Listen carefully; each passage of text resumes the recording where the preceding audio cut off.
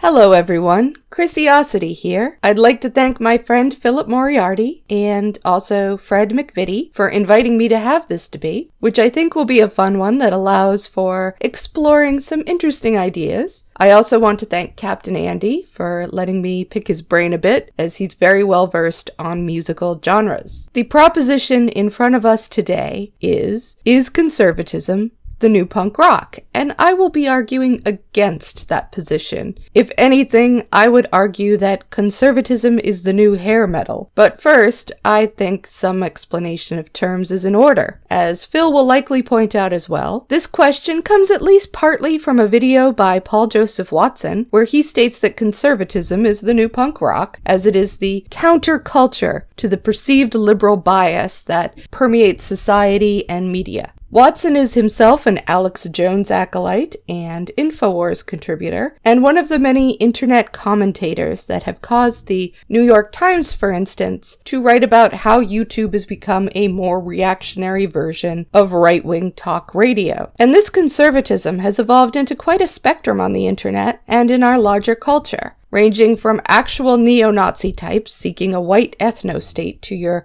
garden variety shitlord of the Skepto-Kekistani community. Because of this range, people may object to the appellate conservative, and we will undoubtedly have those who would argue that this or that person is actually left-wing. I would respond to that however said individuals personally designate themselves, they're conservative in a very real and very literal way. As I've asked both many of these people and many of their followers and fans, without ever receiving an answer, what do they want that is new? What do they want to see in society that hasn't been seen before? The answer, as far as I can tell, is nothing. There are those who are fine with the status quo just as it is, but would like marginalized people not to complain about it as much.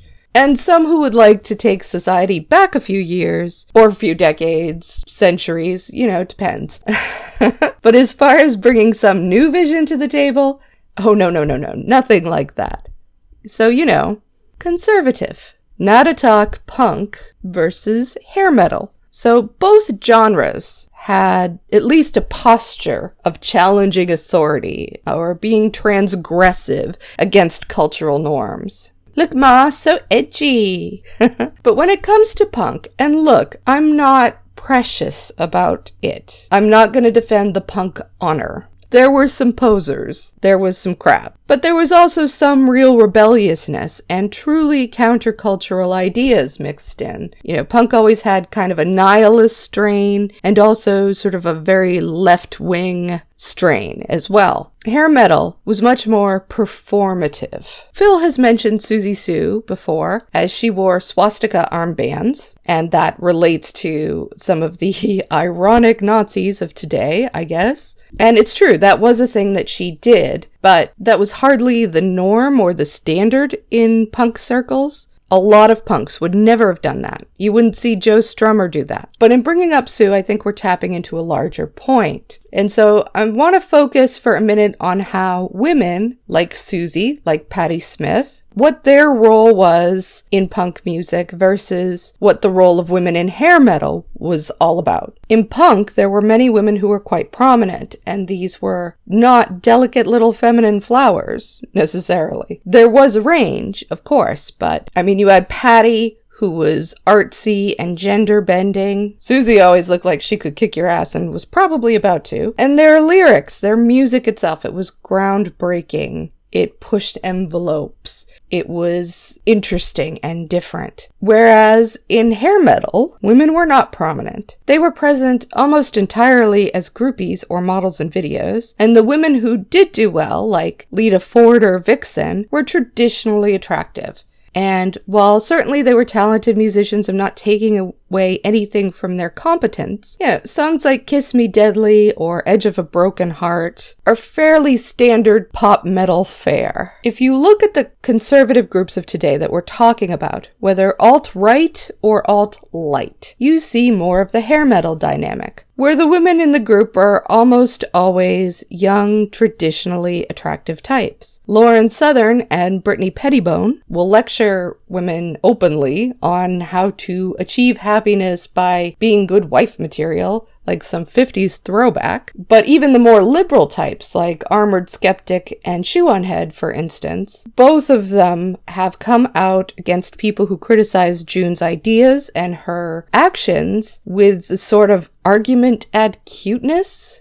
So it goes something like, June plays with bunnies. She looks adorable in a Minnie Mouse dress. Why would anybody be worried about the sketchy stuff she says or does when she's just so darn cute?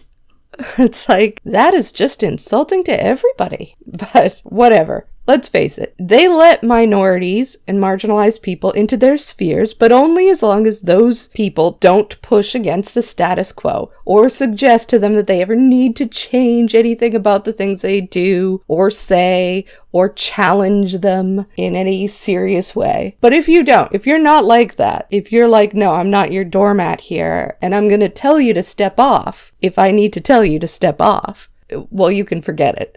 No matter what they say about wanting dialogue or embracing criticism, they don't. I don't want to say anything, but a good number of them blocked me. Punk music was more diverse, it was more open, and it's had a lot of offshoots that have both interesting ideas, for instance, Riot Grrrl and Two Tone, which are feminist and anti-racist, anarcho-punk, queercore, etc., etc., etc. By way of contrast, let's look at hair metal. Alright, let's go back in time to 1989. This is 5 years after Spinal Tap came out, mocking the idiocy, the excesses, and the misogyny of the headbanging contingent. But this mockery hasn't caused any change or self-correction on their part. If anything, they've headed further into self-parody. This is a couple of years before Nirvana, and the metal acts making the charts at the time are Warrant, Poison, Bon Jovi, and a band called Skid Row, headed by the tall and follically blessed Sebastian Bach. This is also many years before gay rights went mainstream, years before Will and Grace or Queer Eye for the Straight Guy, years even before Seinfeld did that, not that there's anything wrong with that episode. So, Sebastian Bach, lead singer of Skid Row, gets himself into trouble when he's photographed wearing this t-shirt. And you know what? Just watch. Obviously do it all again next year. Skid Row frontman Sebastian Bach became rock's latest embarrassment this week when a picture of him wearing a t-shirt with the declaration "AIDS kills fags dead" appeared in Metal Edge magazine. When Skid Row pulled into New York City a few days later to shoot a video, we asked Bach to explain, and here's what he had to say. Okay, the thing with the AIDS shirt, okay, like let's just, okay, I'm going to give my statement right here. It's an exclusive. Here it is. The shirt that I was wearing, as you might know, says AIDS. It's like the Raid logo. It's the Raid, Raid.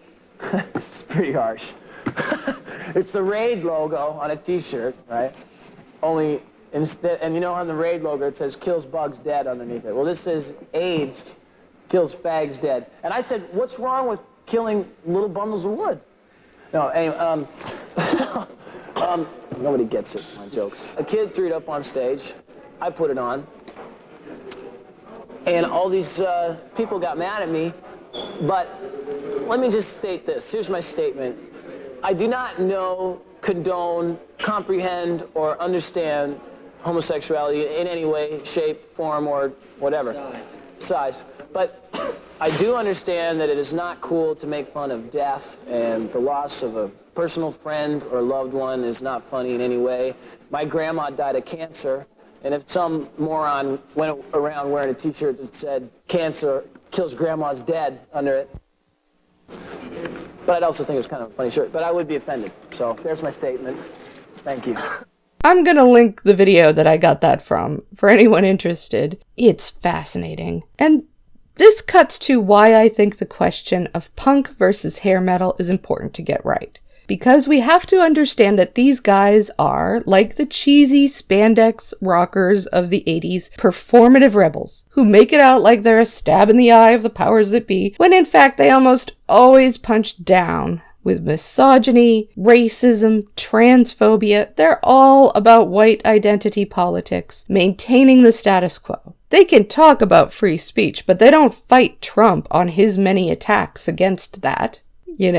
or his religious pandering with abortion bills or trying to block transgender service or anything like that. And like the Aquanet set, they're capitalists. They want exposure and mainstream success. They want the validation of big subscriber numbers and Patreon bucks. To me, the very opposite of punk is panderer. And pandering for clicks is what these dudes do best. We need to make these distinctions, and not just to avoid giving them too much credit, but because we have to understand them in order to figure out how to counter their bad ideas. I'm sure we will expand on that quite a bit as we go on. I'm looking forward to it. I'm looking forward to hearing your opening statement as well, Phil. And yes, thank you again. I'll be talking to you soon.